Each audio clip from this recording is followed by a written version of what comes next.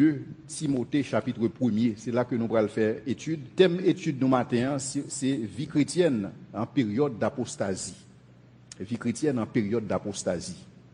Thème ça que nous gagnons, l'a tiré dans deuxième épître de Paul à Timothée. Selon tradition chrétienne, livre ça, deuxième épître là, il représentait les dernières paroles connues de Paul avant son exécution. Pas oublier que Paul incarcéré pour être exécuté, parce que tu as une vague de persécution contre les chrétiens, et particulièrement à Rome. Et pendant que Paul contemplait son exécution prochaine, Paul a besoin d'écrire Timothée. Mais la persécution, ça a commencé avec un empereur qui aurait les Néron, qui commence avec un empereur avant. Mais Néron, lui-même, il vient mettre plus volume sur persécution, ça. Et au point même que vient légaliser persécution. Pour qui ça? Parce que il mettait du feu dans Rome et il dit que c'est chrétiens responsables du feu, ça. Donc c'est-à-dire que tout le monde qui est capable de mettre main sur un chrétien pour détruire la ville, sont bons bagailles. Il vient légaliser. Et donc lorsque Paul a contemplé la situation, ça, il y a un pile chrétien qui tentait pour renier foi. Il y a un pile chrétien qui est dans la situation que ils voulaient renier Christ. Et c'est apostasie ça que nous allons parler. Et c'est dans ce contexte ça que Paul écrit à son jeune protégé Timothée pour qu'il soit capable de dire Timothée, mais comment il a besoin de vivre en contexte d'apostasie, mais comment il a besoin de vivre la ville dans la période d'apostasie. Mais avant de aller plus loin, on nous définit qui ça apostasie. Apostasie, c'est dans le mot grec, apostasia, et qui signifie se détourner d'eux, et qui signifie renoncer à, qui signifie chuter, abandonner. En d'autres termes, apostasier, c'est se détourner d'une croyance, se détourner d'une personne à laquelle on était attaché auparavant. Apostasie a présenté de deux façons, le capable moral et le capable doctrinal. Le plus souvent, apostasie a commencé de manière morale et puis le débouché sur doctrinal. Apostasie doctrinale, là, c'est qui ça? C'est le rejet en partie ou en totalité de la doctrine chrétienne. Lorsque nous parlé de la doctrine chrétienne, nous avons parlé de l'enseignement de Jésus-Christ et des apôtres. C'est ça la doctrine chrétienne. Mais apostasie est capable morale tout. Apostasie est capable morale, c'est lorsque on monde choisit délibérément, après avoir reçu la connaissance de la vérité, il choisit pour le vivre dans la dissolution, il choisit pour le donner esclave du péché. Et la mener en vie qui a provoqué mon Dieu. Et c'est ça que Jude relève la dissolution. Et seulement un monde qui te connaît bon Dieu, capable de faire type de péché ça, et que nous allons expliquer puis devant.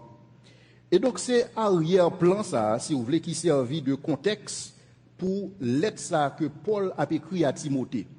Et c'est même arrière-plan ça, tout qui t'a servi Jude, lorsque Jude, si nous songez, il a écrit une lettre qui chita sous apostasie. Le livre de Jude, c'est un livre que nous avons étudié ensemble avec nous, ça a 2 ans de cela. Donc nous avons étudié apostasie de fond en comble. Je ne sais pas vraiment connaître pour qui ça me conduit à réétudier thème ça encore. Mais cependant, je ne vais pas l'étudier dans Jude, je vais l'étudier dans deuxième épître de Paul à Timothée, qui a traité de même bagaille. Et deuxième épître de Paul à Timothée l'a traité de apostasie. Deuxième épître de Pierre l'a traité apostasie. Hébreu a traité apostasie et Jude a traité apostasie. Et cependant, nous-mêmes, nous allons focaliser attention nous uniquement sur ça. Monde qui besoin d'études qui étaient faites sous apostasie dans le livre de Jude, il est disponible sur une application portable qui est Apologia. Donc, si vous n'avez pas gagné, vous êtes capable de télécharger sur téléphone et vous avez accès à la conférence qui était faite, 4 séries de messages qui étaient faits sous apostasie. De même, nous allons gagner 4 messages encore sous apostasie. Nous avons gagné un message, côté aujourd'hui, nous avons étudié le chapitre 1. En août, si Dieu le veut, nous avons étudié le chapitre 2. En septembre, nous avons pris le chapitre 3. Et en octobre, nous avons pris le chapitre 4. Parce que Pabli est intervenu ici, là, chaque 4e week-end. Donc, nous commençons avec ça que Paul a enseigné à Timothée pour ça qui concernait une vie chrétienne en période d'apostasie. Dans le verset premier, Paul commençait, on a étudié le verset par verset. Dans le premier verset, Paul commençait pour présenter tête-li en tant que l'auteur de la lettre. C'est lui-même qui écrit lettre ça. Il y a des livres dans la Bible qui pas un auteur, mais il y a des livres côté auteur à préciser. Et donc Paul commençait par dire, Paul, apôtre de Jésus-Christ par la volonté de Dieu pour annoncer la promesse de la vie en Jésus-Christ. Donc, Paul commençait par identifier que c'est lui l'auteur de l'être ça. Mais Paul pas seulement identifié tête lui comme l'auteur de l'épître, Paul identifiait mission en tant qu'apôtre et lui confirmait apostolat. Et donc, Paul a expliqué dans bref introduction ça, que appel ça que le gagne en tant qu'apôtre de Jésus-Christ, c'est pas un appel qui sortit si vous voulez de la volonté de l'homme, c'est pas lui-même qui voulait venir apôtre. Même Jean-Jodi, il y a des gens qui sont des apôtres, qui sont des prophètes autoproclamés. C'est pas Paul qui choisit pour venir apôtre, ni c'est pas un monde qui établit Paul apôtre, mais Paul apôtre en vertu de la volonté de Dieu personnellement. Parce qu'en période d'apostasie, l'important pour qu'on ait qui est souillé. En période d'apostasie, il est important pour qu'on ait qui identité. Et c'est ça que lorsque Paul finit présenter l'identité pâle, il va aider Timothée qu'on ait identité pâle tout en Christ. Paul pas un apôtre autoproclamé, il était un apôtre en Jésus-Christ. Et Paul était une mission spéciale. La mission de Paul, c'était quoi? C'est annoncer la promesse de la vie qui est en Jésus-Christ. Mais Paul pas seulement un apôtre. Et Paul était un métier tout. Paul, la Bible dit nous que Paul était faiseur de tentes. En réalité, lorsque vous sont juifs qui respectaient tout, vous supposez un métier dans l'adolescence. C'est ça que fait Jésus-Christ était un métier. La Bible dit nous que Jésus exerçait le même métier que son père, papa Jésus-Christ, papa adoptif Jésus-Christ, qui c'était Joseph, il était charpentier, et Jésus-Christ était charpentier dans ce sens-là. Nous sommes l'homme qui a fait un cours business. À cette époque, on enseignait à l'université et on cherché une façon pour introduire Jésus-Christ à la classe moyenne. Et le samedi, je m'ai dit jeune que je dis, je vais parler de un entrepreneur spécial, un entrepreneur qui transforme la vie, un entrepreneur qui fait de moi-même un monde nouveau. Je suppose qu'en pile, dans les jeunes, ça a suivi, il a posé cette question. De qui entrepreneur je vais parler là, un entrepreneur spécial. Et sûrement dans la tête, je pense que je vais parler de Warren Buffett, ou bien je vais parler de Bill Gates, de Michael Dell, et type d'entrepreneur. Ça, il me dit, bon, je dis, je vais parler de Jésus-Christ. Jésus-Christ, c'est ton entrepreneur, dans le sens que la Bible dit, il exerçait le même métier que son père.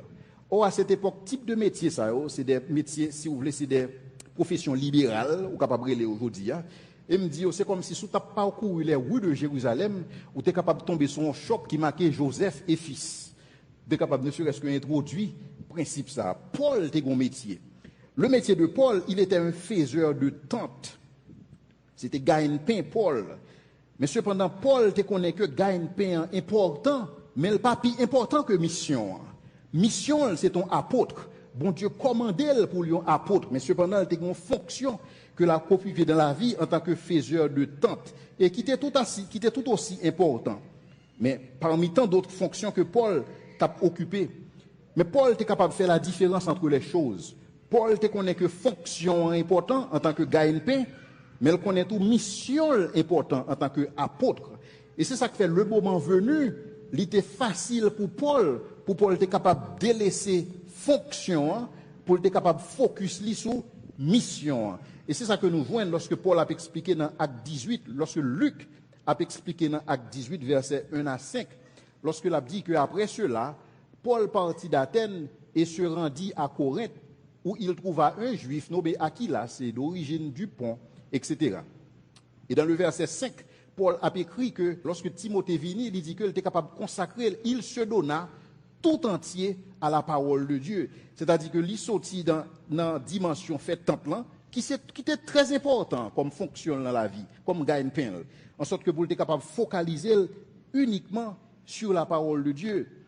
Mais malheureusement, en pile monde fait inverse là. En pile monde yo focus uniquement sur fonction et que oubliez que une mission. Fonction est très important, métier est très important. Métier pas, c'est pas ça m'a fait là actuellement. Donc il est extrêmement important. Mais cependant, c'est pas par le fait que mon fonction, c'est pas par le fait que mon gagne-pain que j'ai besoin tellement focus sur lui que m'oublier que mon mission. Mon mission pour me remplir parce que tout chrétien a une mission parce que tout chrétien recevoir une part de grâce dans mes bons dieux. Donc nous pas là seulement pour exercer des fonctions, chaque monde a différentes fonctions que a fait, mais mission tout aussi important, les deux en principe importants. Mais il y a une qui procure une plus grande satisfaction. Il y a une qui a une valeur temporelle et il y a l'autre qui lui-même qui a une valeur éternelle. Et donc Paul a besoin de préciser ça. Deuxième verset. Lorsque Paul finit identifier tête li, il identifie apostolat, il identifie mission, il pral kounya la dit à qui est-ce que lettre ça adressé. Verset 2. À Timothée, mon enfant bien-aimé, que la grâce et la miséricorde et la paix te soient données de la part de Dieu le Père et de Jésus-Christ, notre Seigneur. Donc Paul identifiait mon lettre ça adressé qui c'est Timothée, son enfant de la foi. Et lorsque Paul a parlé à Timothée, Paul, si vous voulez, lui formuler des bénédictions à l'endroit de Timothée, mais nous sommes d'accord avec que ces bénédictions spirituelles, Timothée était déjà dans la ville. Je suppose que Timothée était la grâce de Dieu. Je suppose que Timothée était déjà la miséricorde de Dieu. Je suppose que puisque Timothée est converti, il était la paix avec Dieu. Mais cependant, Paul voulait que Timothée grandisse dans ces choses. Paul voulait que Timothée non seulement lui aspirer, même j'en avais ma verre, non seulement nous aspirer à des bénédictions matérielles, mais nous besoin encore plus aspirer à des bénédictions spirituelles. Parce que une éphémère et l'autre là éternelle, une procurer le bonheur, mais l'autre là, il procurer la joie véritable. Cependant, tous les deux importants. Mais il y a un qui est plus important que l'autre.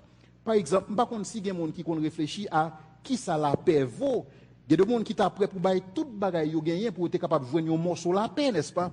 Mais la paix, c'est pas un bagaille où on entrer dans une pharmacie ou acheter pour dire vendre-moi 2 livres paix, vendre-moi un morceau paix. Mais cependant, la paix d'esprit, c'est un bagaille qui est extrêmement important que seul Jésus-Christ est capable de bailler. C'est ça que Jésus a parlé, il dit, je vous laisse ma paix, je vous donne ma paix, je ne vous la donne pas comme le monde la donne, afin que votre cœur ne se trouble point. Donc, de paix, c'est Jésus-Christ seulement qui est capable de bailler. Et donc, Paul a besoin de réitérer ça à Timothée, que Timothée a une bénédiction, ça y déjà, mais Timothée a besoin de grandir.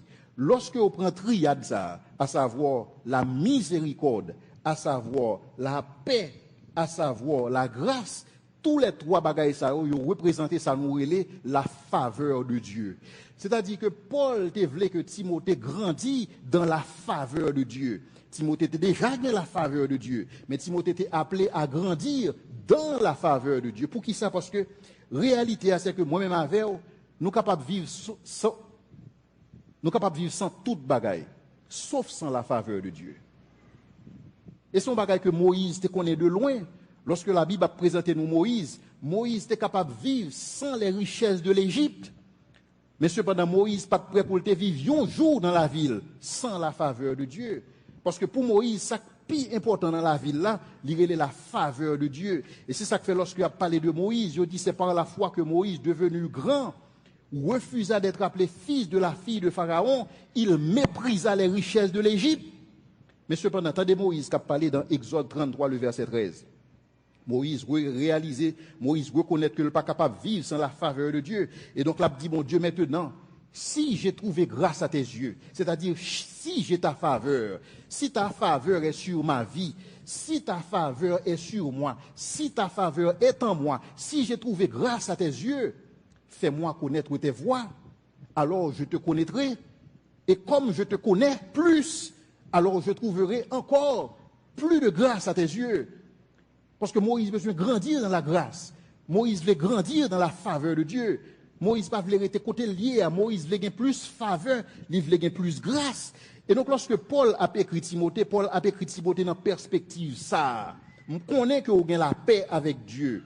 Je connais que vous avez la miséricorde de Dieu. Je connais que vous avez la grâce de Dieu. Mais je prie pour que vous soyez capable de gagner ça davantage. Parce que nous ne sommes pas capables de vivre sans la faveur de Dieu.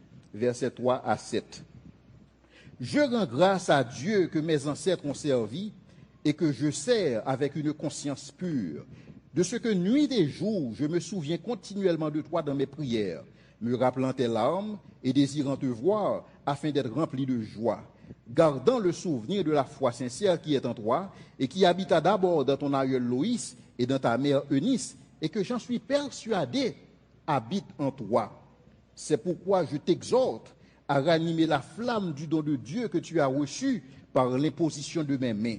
Car ce n'est pas un esprit de timidité que Dieu nous a donné, mais au contraire, son esprit nous remplit de force, d'amour et de sagesse. Paul commençait dans le verset 3 pour dire que je rends grâce à Dieu que mes pères, que mes ancêtres ont servi. C'est comme si Paul réalisait qu'il n'était pas le seul à être au service de Dieu. Et bien avant lui, il y a des gens qui étaient au service de Dieu dans des temps difficiles. Pas oublier que Paul a écrit Timothée dans une période qui est difficile. Donc Paul appelé à servir Dieu dans un temps qui est difficile. Mais Paul réalise, c'est pas seulement lui-même qui a servi bon Dieu dans un temps difficile. Les ancêtres palio, ils étaient servi bon Dieu dans un temps ça, dans un temps qui est difficile. En tant que la Bible est une génération perverse et corrompue. Peut-être que Paul était dans l'esprit Enoch. Peut-être que Paul était dans l'esprit Noé. Peut-être que Paul était dans l'esprit Daniel. Peut-être que Paul était dans l'esprit Job, qui t'a servi bon Dieu dans un temps qui était difficile, côté les conditions pas réunies, côté les conditions pas optimales. Parce que la réalité, c'est que toutes conditions ne sont pas jamais réunies dans la vie. Dans la vie, pas. Toutes conditions ne sont pas jamais réunies pour que nous servions bon Dieu avec zèle. Mais c'est nous qui faisons violence pour que nous soyons capables de servir bon Dieu, indépendamment des circonstances, indépendamment de la réalité. Donc ça ne va pas empêcher Paul de servir Dieu, mais Paul va expliquer à Timothée la nature de son service. Paul a dit à Timothée que il servit bon Dieu avec une conscience pure, même dans une situation difficile. Ça veut dire que Paul ne pas compromettre le témoignage là, en dépit des vicissitudes de la vie, en dépit de tout déboire que Paul te connaît. Mais cependant, Paul était prêt pour le servir, bon Dieu, avec une conscience pure, pour ne pas diluer le témoignage, là, pour ne pas mélanger.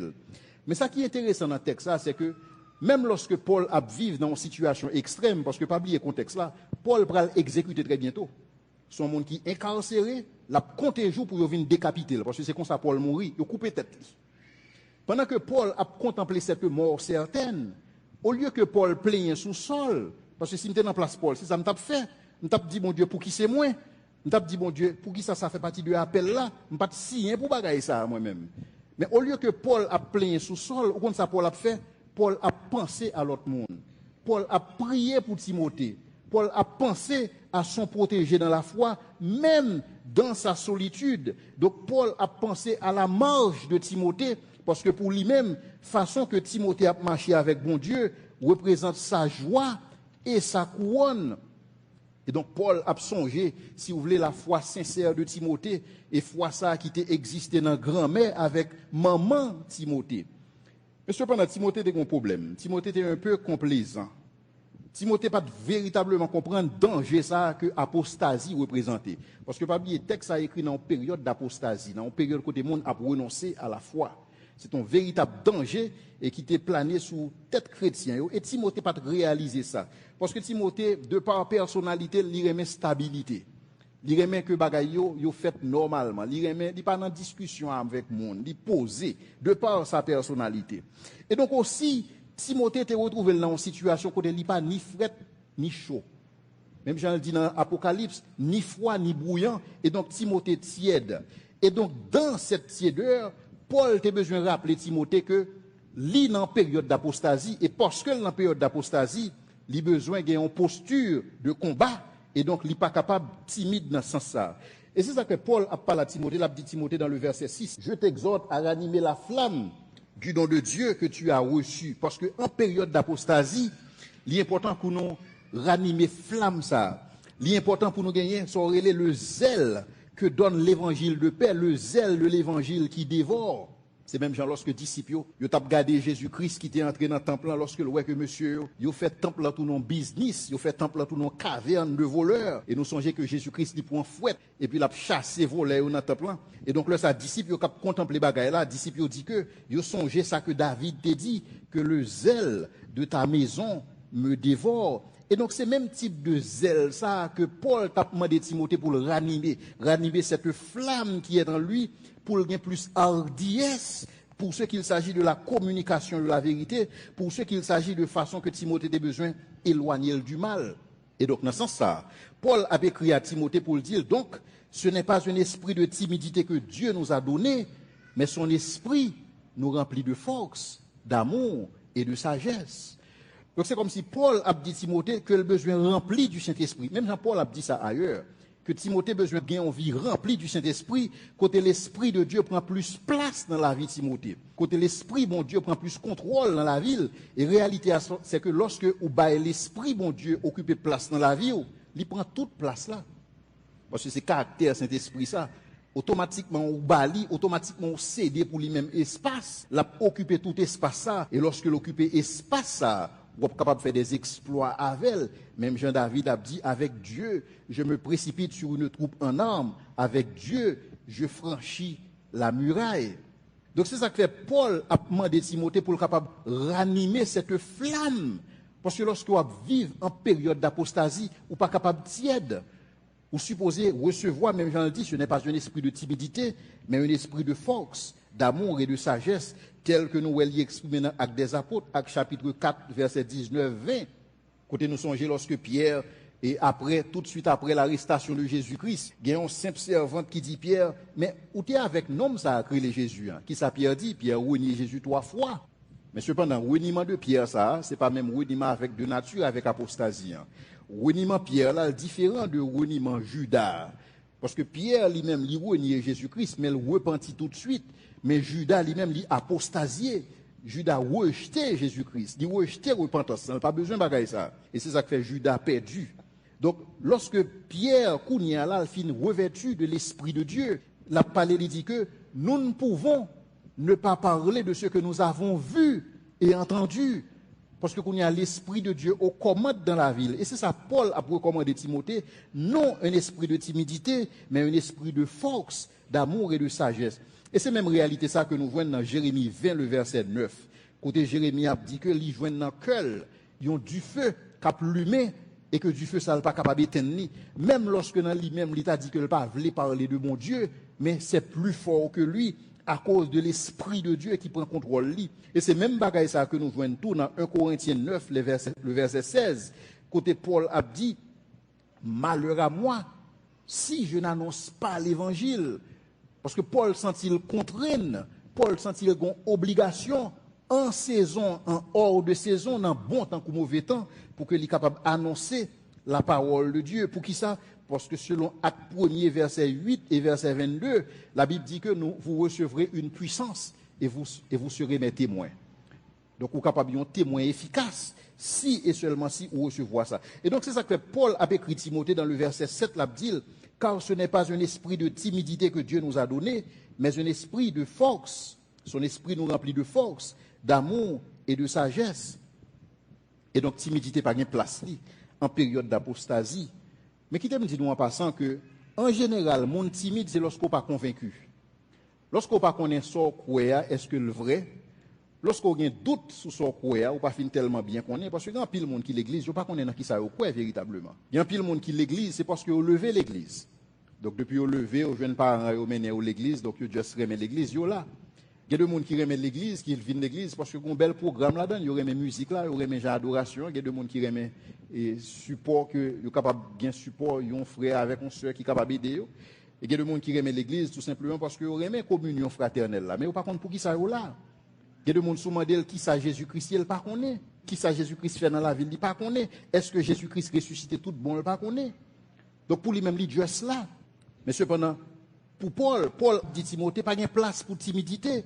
Et c'est ça que Paul dit lui-même, il n'est pas timide parce que je sais en qui j'ai cru. Donc lorsqu'on ne connaît pas qui sort quoi, lorsqu'on ne connaît pas soyez, il est tout à fait naturel pour timide. Et c'est ça que Paul a besoin d'exhorter Timothée dans ce sens-là. Non seulement Timothée a un problème de timidité, mais ou bien comme impression que Timothée honte l'évangile. Timothée pas fin trop à l'aise pour afficher, il n'est pas fin trop à l'aise pour l'exposer. Et c'est ça que Paul a écrit dans les versets 8 à 14 que m'invitez-nous à considérer encore une fois. Verset 8. N'êtes donc point honte du témoignage à rendre à notre Seigneur, ni à moi, son prisonnier, mais souffre avec moi pour l'évangile par la puissance de Dieu qui nous a sauvés et qui nous a adressé une saine vocation, non à cause de nos œuvres, mais selon son propre dessein et selon la grâce qui vous a été donnée en Jésus-Christ avant les temps éternels et qui maintenant a été manifestée par la venue de notre Sauveur Jésus-Christ, qui a réduit la mort à l'impuissance et a mis en évidence la vie et l'immortalité par l'évangile. C'est pour cet évangile que j'ai été établi prédicateur et apôtre, chargé d'instruire les païens, et c'est à cause de cela que je souffre ces choses. Mais je n'en ai point honte, car je sais en qui j'ai cru, et je suis persuadé qu'il a la puissance de garder mon dépôt jusqu'à ce jour, retiens dans la foi et dans l'amour qui est en Jésus-Christ le modèle des saines paroles que tu as reçues de moi, garde le bon dépôt par le Saint-Esprit qui habite en nous. Je pense que dans le monde, ça, il y a plusieurs bagages, moi, je supposé honte. Mais l'évangile pas fait partie de bagages. Il y a un pile bagages, nous devons honte. Il y a de comportement, nous besoin honte. Il y a de réalité, nous besoin honte. Il y a de bagages fait particulièrement dans la société par nous et dans l'autre société autour. Nous besoin honte. Mais cependant, l'évangile pas fait partie de bagages pour nous honte, parce que c'est une puissance de Dieu pour le salut de quiconque croit. Pour le juif, premièrement, et pour le grec. C'est ça que Paul a dit. Donc, Paul a besoin de rappeler Timothée bagaille ça. Non seulement Timothée pas doué honte l'évangile, mais Timothée a besoin d'apprendre tout, à souffrir pour la cause de l'évangile. Et seulement dans la souffrance, ça, pas avec propre force pâle. Paul bien dit, par la puissance de Dieu. Et donc, Timothée, même Jean l'apôtre Pierre a dit, Timothée a besoin d'armer de la pensée de souffrir. Pour qui ça? Parce que son remède efficace contre l'apostasie. Parce que c'est plus facile pour un monde tomber dans l'apostasie lorsque monde ça attend que le gain de la vie chrétienne n'est pas matérialisé. Parce que la réalité, c'est que y a pile monde qui aujourd'hui a manipuler les monde pour entrer dans l'église. Manipuler les gens, laver le cerveau, qui dit comme ça que, et sous pas venir l'église, diable casse cou, diable ceci, diable cela. Parce que chaque temps, c'est une question de diable racial, donc venir l'église, venir délivrer. Donc, moun nan juste vini là tout parce que le manipulé. Mais il y a une autre forme de manipulation tout, vini l'église parce que automatiquement en Jésus-Christ, ou pas de problème encore, ou pas malade, ou pas le gain dans loterie, ou pas le millionnaire, la vie, ou pas le pavé de rose. Mais réalité c'est que lorsque promesse ça yo pas matérialisé, il y a une chance pour que un monde vienne déçu. Et lorsqu'on déçu ou déçu de bon Dieu, parce que ou al croit que bon Dieu t'a fait ou des promesses que bon Dieu pas de jamais fait. Parce que tout le monde est déçu de manière proportionnelle par rapport à attente. Plus attente ou plus déception. C'est ça la réalité. Plus vous avez des attentes injustifiées, plus vous avez des possibilités pour qu'on tombe dans la déception. Et donc c'est ça que Paul a besoin de rappeler Timothée que l'appel que nous recevons, c'est un appel qui est capable d'impliquer la souffrance. En sorte que lorsque souffrance vient, les papillons objets pour apostasier, les papillons objets pour que vous capable de renier Christ dans ce sens-là. Et donc, Paul a besoin de rappeler Timothée bagaille ça. Non seulement Paul a rappelé Timothée ça, Paul a dit Timothée dans le verset 9 que c'est Dieu qui nous a sauvés et qui nous a adressé une sainte vocation. Et là, dit Timothée qui le bon Dieu fait bagaille ça, il dit Timothée que bon Dieu fait avant des temps éternels. C'est-à-dire que bon Dieu, il te permet que, il te connaît que Timothée t'a sauvé. Bon Dieu, comment dit-il bagaille ça avant des temps éternels. Et c'est ça que hier soir que nous avons étudié dans la conférence apologétique. Nous avons étudié, est-ce que nous avons nécessité pour nous évangéliser si nous nous sauvons, nous sommes inscrits déjà dans le livre de vie. Hier, nous avons étudié, est-ce que nous avons assurance salut ou bien est-ce que nous sommes capables de perdre salut. C'est ça que nous avons regardé hier. Donc c'est le même texte que Paul a rappelé Timothée lorsqu'il a dit que pour ce qu'il s'agit de son salut, son bagage que bon Dieu t'a planifié avant des temps éternels. C'est-à-dire que Timothée était supposé gagner assurance salut. Parce que Timothée n'est pas sauvé par hasard, ni non plus Timothée n'est pas sauvé par ses propres moyens, mais bien plus Timothée est sauvé par la volonté de Dieu. Mais cependant, même lorsque bon Dieu a une volonté ça, lorsque Jésus-Christ manifesté, selon ça qui est écrit dans le verset 10, quand il a été manifesté par la venue de Jésus-Christ, Timothée a besoin de placer foi en Jésus-Christ pour être capable de sauver. Et donc, dans le salut, où il y a la souveraineté de Dieu, et dans le salut, où il y a la responsabilité humaine. Donc, tous les deux, la donne, tous les deux font partie de lui-même, tous les deux impliqués, donc, son coopération avec Dieu. Donc, Paul a besoin de rappeler Timothée que cet appel, ce salut, cette vocation que le recevoir de bon Dieu, il est capable d'impliquer la souffrance, il est capable d'impliquer des déboires. Pour qui ça? Parce que son appel, côté où vivre à contre-courant. Parce que appel chrétien, son appel qui dit que vous vivre de façon qui est différente de monde ça. Parce que son appel qui dit qu'on doit vivre différemment de monde ça a impliqué incompréhension. Ça a impliqué souffrance. Parce qu'on veut vivre de façon qui est différente. Ou pas voulez un conformiste. Toutes les fois que vous pas voulez conformer, toutes les fois que vous pas voulez rentrer dans le rang, toutes les fois que vous voulez vivre au-dessus de la mêlée, il y a bien souffrance. Et donc, Paul a besoin de rappeler Timothée bagaille ça. Premièrement, pour que Timothée pas compromettre témoignage liant. Et deuxièmement, pour lorsque souffrance l'en vient, pour Timothée être capable de camper ferme. Même Jean-Paul, lui-même, il camper ferme. Par contre, si nous comprenons jusqu'à présent, c'est que Paul a instruit Timothée en termes de comment il a besoin de vivre la vie chrétienne en période d'apostasie. Et donc, Paul a dit Timothée lui-même, c'est à cause de l'évangile qu'il souffre ces choses. Mais non seulement il a souffert bagaille ça, mais il dit Timothée, je n'en ai point honte, verset 12. C'est à cause de cela que je souffre, mais je n'en ai point honte. Et c'est comme si Paul a dit que je n'ai pas de regret. C'est une belle bagaille lorsque vous privé dans la vie. Parce que pas oublier que Paul a écrit Timothée quand il va mourir. Deuxième épître de Paul à Timothée, c'est dernières paroles connues de l'apôtre Paul avant son exécution. Si vous voulez, vous capable de les dernières volontés de Paul. Donc, quoi imaginez un monde qui va mourir, c'est le ça la formule veut. Premier ça Paul a dit, Paul dit, je n'ai pas de regret. Je ne regrette pas que je accepté Christ. Je ne regrette pas que je suis apôtre de Jésus-Christ. Je ne regrette pas que je vais mourir pour Jésus-Christ.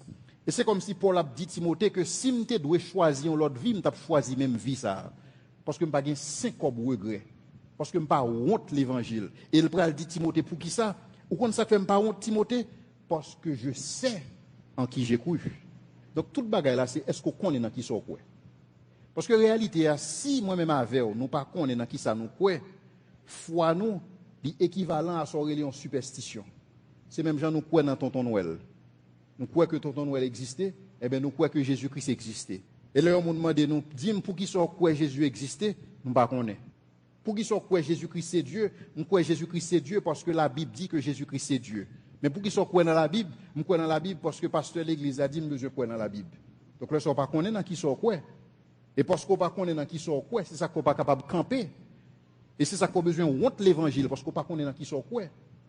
Et Paul a dit que lui-même il pas honte parce que connaît dans qui ça le quoi. Parce que la foi pour Paul, il pas un saut dans l'obscurité. La foi pour Paul, il pas en superstition. Parce que, tenez bien, la foi sans la connaissance égale superstition. Si vous avez la foi dans bon Dieu sans qu'on pas connaît bon Dieu, il y aurait sa superstition. Ou supposez qu'on est bon Dieu, ça. Bon Dieu voulait pour qu'on aime. Et Jésus-Christ a parlé, il dit que, car la vie éternelle, c'est qu'il te connaisse toi, le seul vrai Dieu. Donc nous devons connaître bon Dieu. Bon Dieu voulait que nous connaissions. La Bible pas dit que mon peuple périt par faute de foi, mais elle dit mon peuple périt par faute de qui ça? Connaissance. Bon Dieu voulait que vous connaissiez.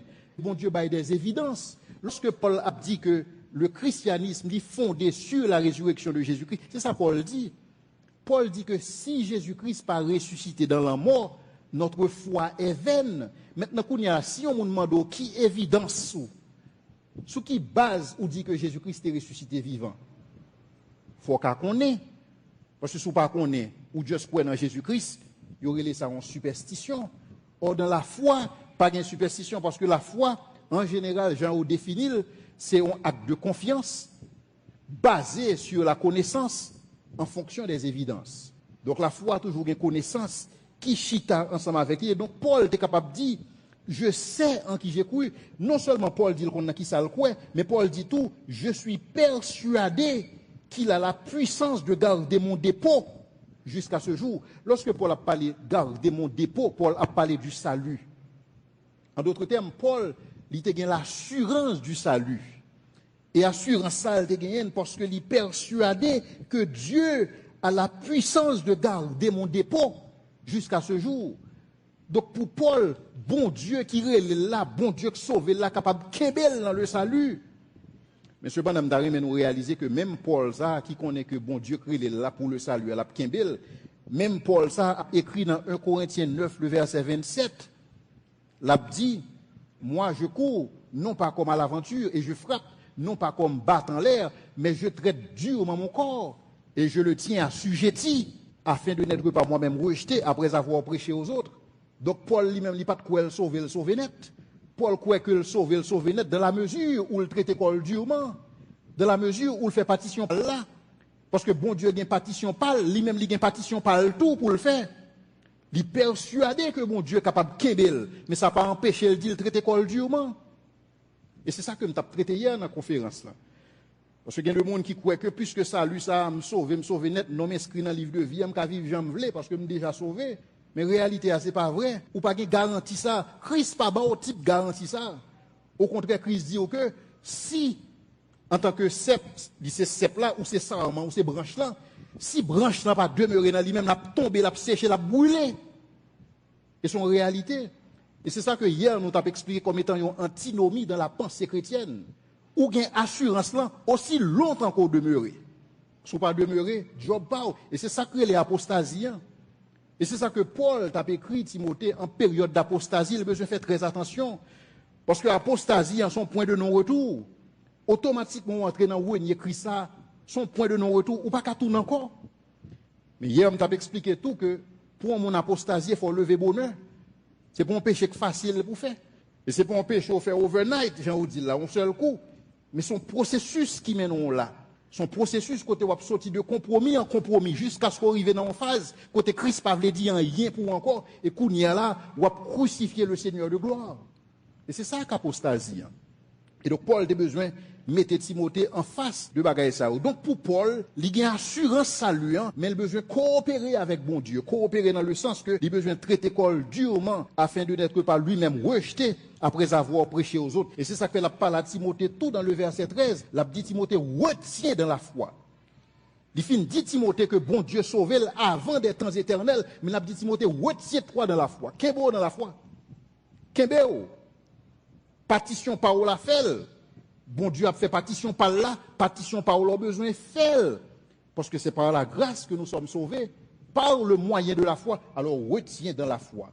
Retiens dans la foi et dans l'amour qui est en Jésus-Christ, le modèle des saines paroles que tu as reçues.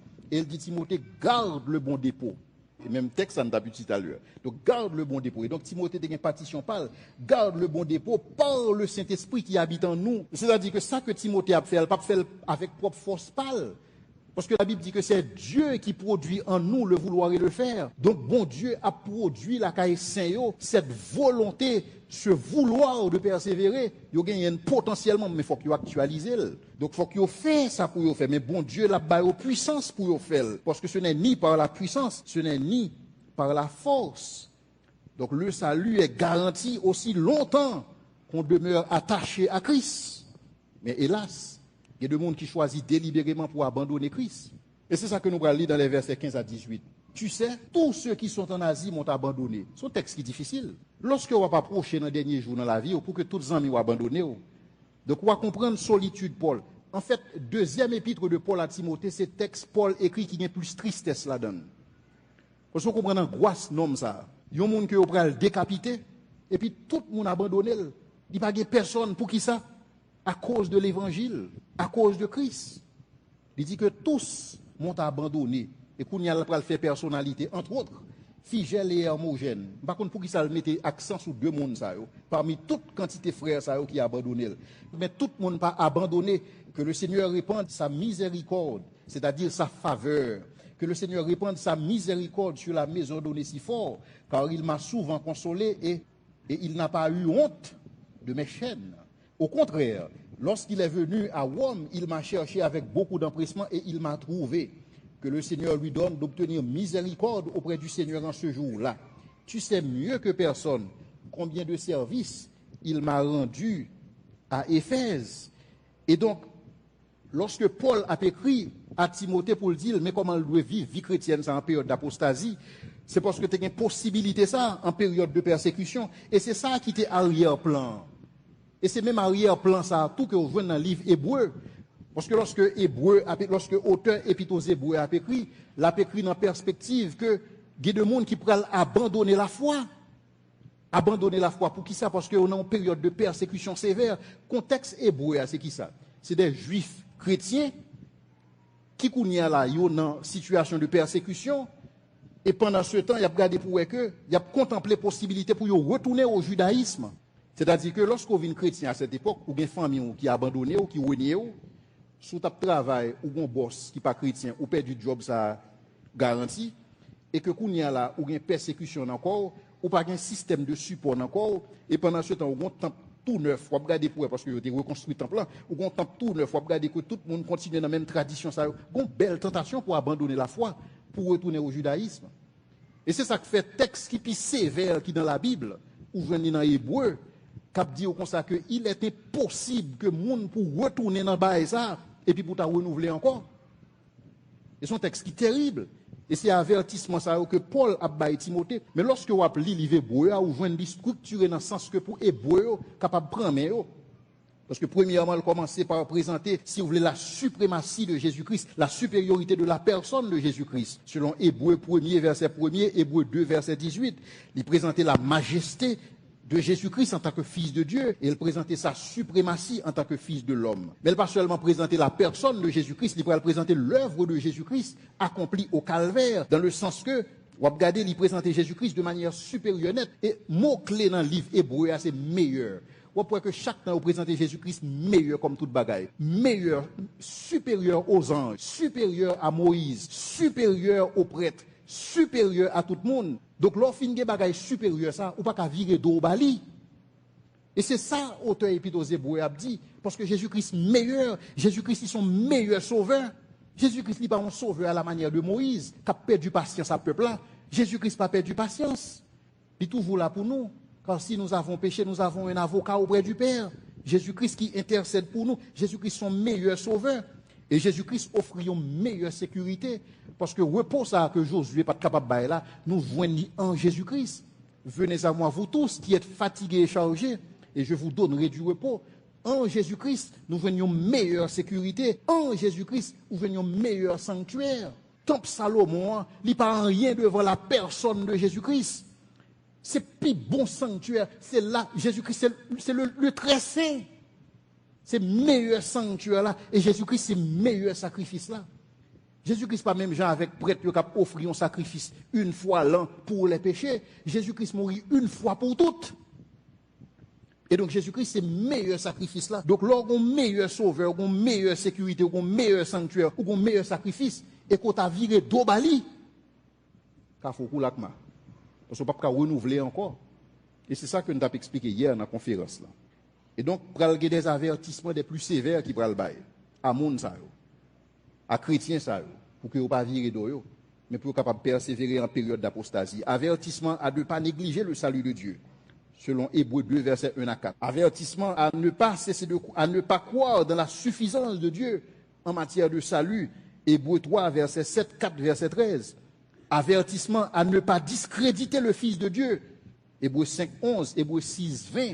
Avertissement à ne pas outrager l'Esprit de Dieu, l'Esprit de la grâce, selon Hébreu 10, verset 26 à 39. Et c'est ça que aurait les péchés contre le Saint-Esprit, qui pas une pièce pardon pour lui dans aucun siècle. Et c'est une mise en garde terrible. C'est un avertissement qui est terrible dans la Bible. Avertissement qu'on vient dans Hébreu 10 là, et Hébreu 6. Et avertissement pour que vous ne pas désobéir aux ordonnances de Dieu, sont Hébreu 12, verset 15-29. Donc, tu es appelé à rester ferme dans la foi au milieu de la persécution et ne pas renoncer à Christ et ne pas renier Christ. Pour qui ça? Parce que sous renier Christ, Christ a renié tout. Et c'est ça qui fait avertissement, ça a été aussi terrible. C'est ça qui fait avertissement, ça a été aussi sévère. Mais cependant, Paul, ce n'est pas tout le monde qui t'a abandonné, parce que Paul dit qu'on est si fort, tu es campé avec elle. Et il pas de honte. Et c'est même invitation ça que Paul a fait à Timothée, ou pas besoin de honte. Parce que si on est si fort faire, ou qu'à faire le tout. Au contraire, monsieur aidé, monsieur cherche, il cherche jusqu'à ce que je joigne moi. Donc, qu'il est ferme dans la foi et non pas apostasie. Et c'est ça que Paul va expliquer Timothée. Je vais fast forward dans chapitre 2, verset 2 Timothée 2, verset 11-12. Côté Paul va dire Timothée, cette parole est certaine. Et son parole que je voulais montrer devant Timothée, extrêmement importante. 2 Timothée 2, 11, 12. Parce que Paul a dit Timothée, cette parole est certaine. Si nous sommes morts avec lui, nous vivrons aussi avec lui. Et ça, c'est un texte extrêmement important. Mais comment nous mourir à Christ? Nous mourir à Christ lorsque nous permettons que c'est Christ qui vive dans nous. Déjà, ça fait de manière symbolique par les eaux du baptême, parce que c'est ça baptême symbolisé. Lorsque vous plongez dans de l'eau, ça veut dire que vous mourrez à Christ. Lorsque vous levez dans de l'eau, ça veut dire que vous ressuscitez à Christ. Et donc, si je vis, ce n'est plus moi qui vis. Et donc, dans la pensée chrétienne, dans le protestantisme, nous-mêmes, nous avons deux sacrements. Nous avons le baptême, nous avons la Sainte Seine. Et tous les deux impliquent la mort. Tous les deux font référence à la mort. Lorsque vous prenez Sainte Seine, vous annoncez la mort du Seigneur, le retour du Seigneur, la mort jusqu'à ce qu'il vienne. Tous les deux en rapport avec elle. Et texte là clair, si nous mourons avec lui, nous vivrons avec lui. Mais lorsque Paul a écrit, Paul pas seulement écrit de manière symbolique, parce que Paul va mourir bientôt pour Christ. Il est clair avec Timothée pour dire que si nous mourons avec lui, nous vivrons aussi avec lui.